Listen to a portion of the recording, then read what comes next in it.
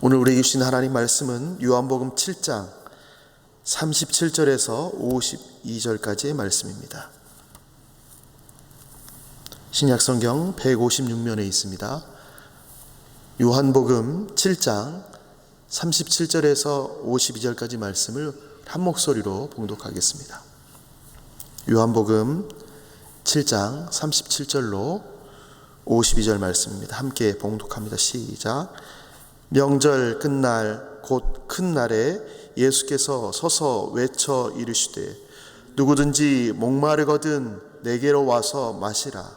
나를 믿는 자는 성경의 이름과 같이 그 배에서 생수의 강이 흘러나오리라 하시니 이는 그를 믿는 자들이 받을 성령을 가리켜 말씀하신 것이라. 예수께서 아직 영광을 받지 않으셨으므로 성령이 아직 그들에게 계시지 아니하시더라.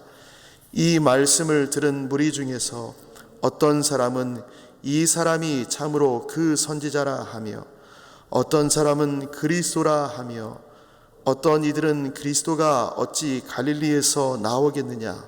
성경에 이르기를 그리스도는 다윗의 씨로 또 다윗이 살던 마을 베들레헴에서 나오리라 하지 아니하였느냐 하며 예수로 말미암아 무리 중에서 쟁론이 되니 그 중에는 그를 잡고자 하는 자들도 있으나 손을 대는 자가 없었더라.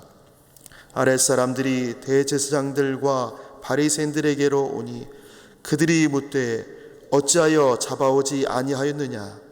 아랫사람들이 대답하되 그 사람이 말하는 것처럼 말한 사람은 이때까지 없었나이다 하니 바리새인들이 대답하되 너희도 미혹되었느냐.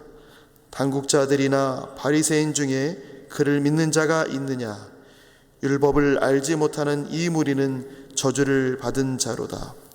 그 중에 한 사람 곧 전에 예수께 왔던 니고데모가 그들에게 말하되 우리 율법은 사람의 말을 듣고 그 행한 것을 알기 전에 심판하느냐. 그들이 대답하여 이르되 너도 갈릴리에서 왔느냐.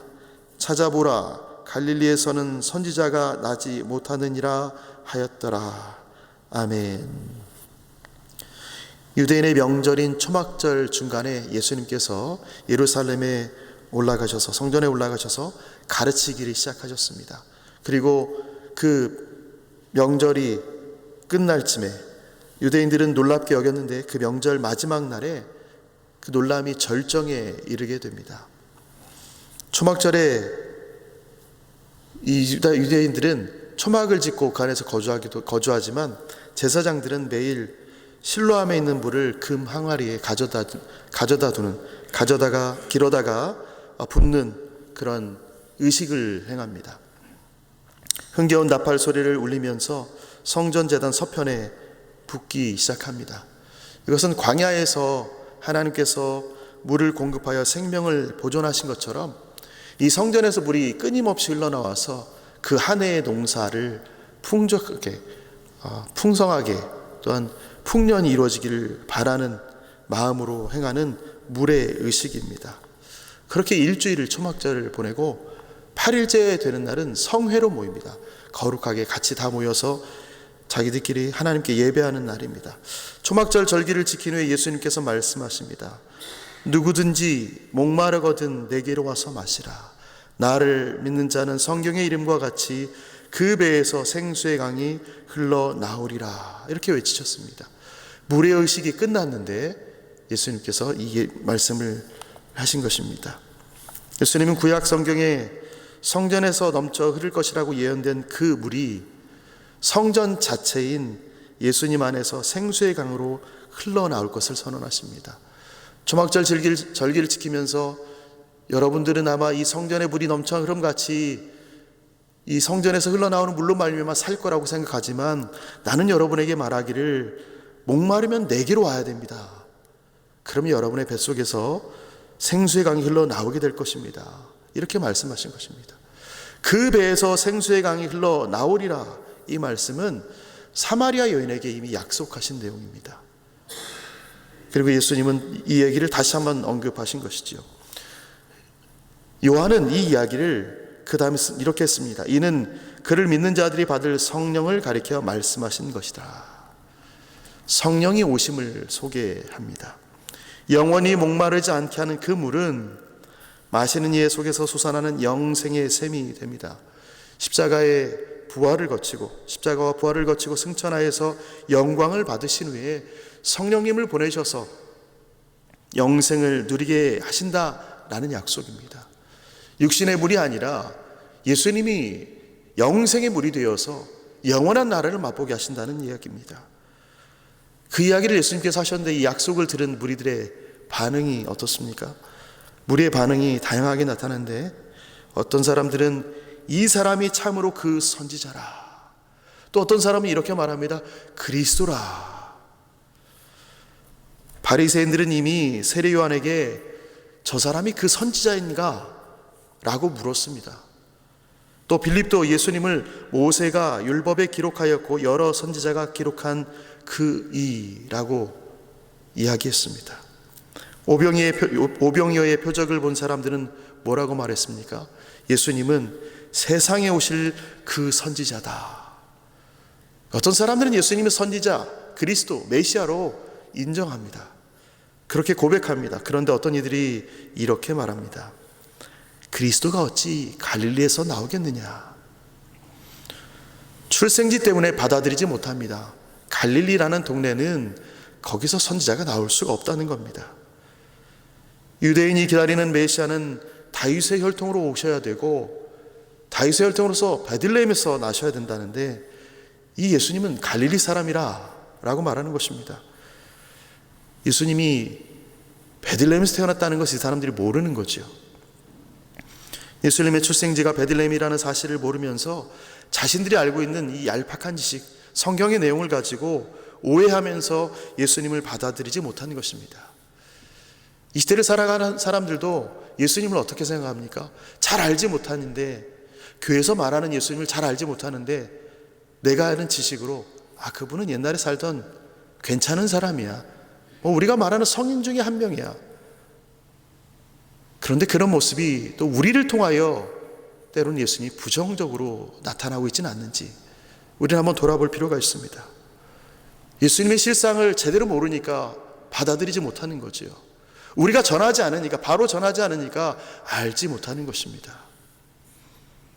예수님의 말씀을 듣고 쟁론하는 무리 중에는 유대인의 당국자들이 보낸 체포하러 오는 사람도 있었습니다.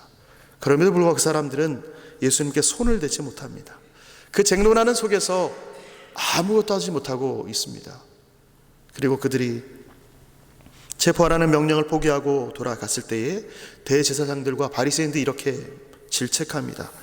어찌하여 잡아오지 아니하였느냐?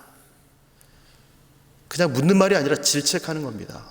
너희는 우리 명령을 들어야 되는데 왜 우리가 말한 대로 하지 않았느냐? 그 쟁론하는 속에서 이들이 보고 온 고백은 이렇습니다. 46절인데요. 아랫사람들이 대답하되 그 사람이 말하는 것처럼 말한 사람은 이때까지 없었나이다. 우리가 가만히 들어보니 그 사람은 체포할 만한 사람이 아닙니다. 이 사람의 이야기를 들어보니 진실로 우리 마음이 이 사람에게 동하고 우리 마음이 불편함이 없습니다. 예수님에 대한 신앙 고백입니다. 이들의 표현으로. 바리새인들과 대제사장들은 이 사람은 나쁜 사람이야, 잡아와야 돼 라고 말했지만 당사자들은 가서 들어보니 전혀 아닌 것입니다.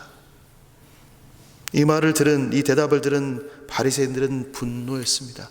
하지만 모든 바리새인이 분노한 것은 아닙니다. 그 중에 한 사람, 전에 예수께 나왔던 니고데모가 이렇게 말합니다.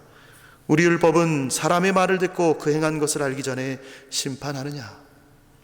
니고데모는 이전에 예수님을 찾아와서 그분이 어떤 분인지를 알고 갔습니다. 그리고 다른 사람들한테 이야기하는 거죠.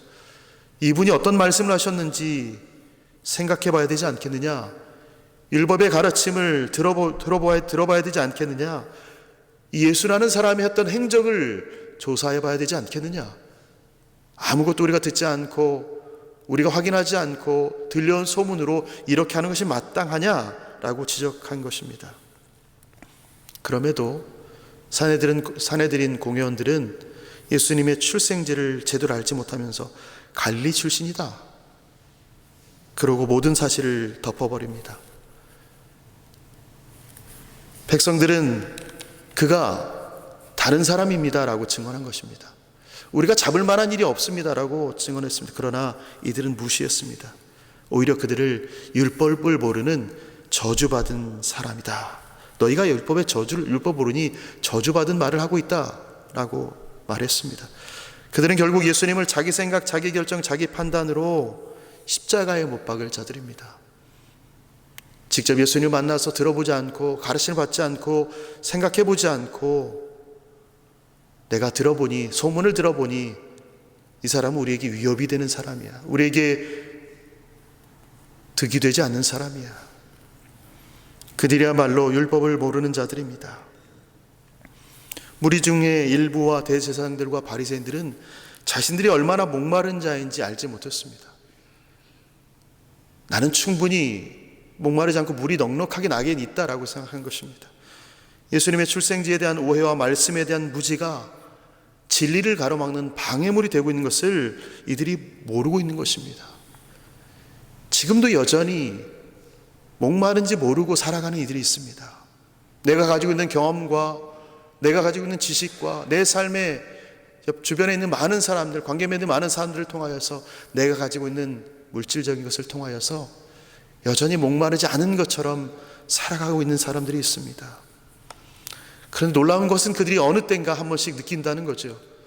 이 삶이 왜 이렇게 허무할까? 내 인생이 왜 이럴까를 느끼게 된다는 것입니다. 그때가 어느 때냐?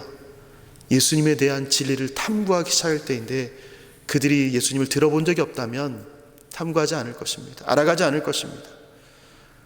반면에 우리는 늘 목마름을 알고 성령의 충만함을 갈망합니다. 어제 충만하다고 해서 우리가 오늘 성령의 충만을 갈망하지 않는 것이 아닙니다. 어제 충만해서 오늘도 충만하기를 기도하면서 하루를 시작합니다. 성령의 충만함으로 주님과 함께하는 삶을 고대하고 있습니다. 매일의 삶 가운데 내가 주님과 함께 살아가고 싶다. 저도 역시 고백하며 기도합니다. 제발 이 입술에서 오늘 하루 종일 하나님과 함께하는 기쁨의 소리만 나왔으면 좋겠다. 원망하는 소리, 불평하는 소리 없으면 좋겠다. 날마다 목마르고 하나님의 성령이 충만하기를 기도합니다. 우리 예수님은 지금도 말씀하십니다. 누구든지 목마르거든 내게로 와서 마시라. 성령의 충만함을 구하는 자들아, 목마름을 아는 자들아, 내게로 오라 라고 말씀하시면서 기다리십니다. 오늘도 우리는 그 목마름 속에 있음을 압니다. 인정합니다. 그리고 말씀 앞으로 나아갑니다. 성령의 충만함을 갈구합니다. 갈망합니다. 그렇게 갈망하면서 오늘 하루를 시작하시고 또 오늘 하루 성령의 충만함 속에서 그 충만이 주는 기쁨을 누리시면서 우리로 말미암아 예수님을 바라보게 하는 복된 하루가 되시기를, 그런 신자의 삶을 사는 오늘이 되시기를 예수님의 이름으로 축원합니다. 아멘.